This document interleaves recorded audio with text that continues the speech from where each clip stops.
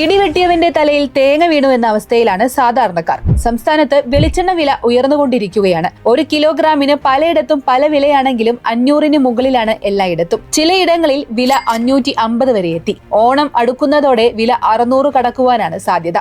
കാലാവസ്ഥാ വ്യതിയാനം, തെങ്ങിനെ ബാധിച്ച രോഗങ്ങൾ, ലഭ്യതക്കുറവ് എന്നിവയൊക്കെയാണ് ഈ വില വർധനവിന്റെ പിന്നിലെ പ്രധാന കാരണങ്ങൾ. ചൈനയിൽ തേങ്ങ അനുബന്ധ ഉൽപ്പന്നങ്ങൾക്ക് ഡിമാൻഡ് കൂടിയതും മറ്റൊരു കാരണമാണ്.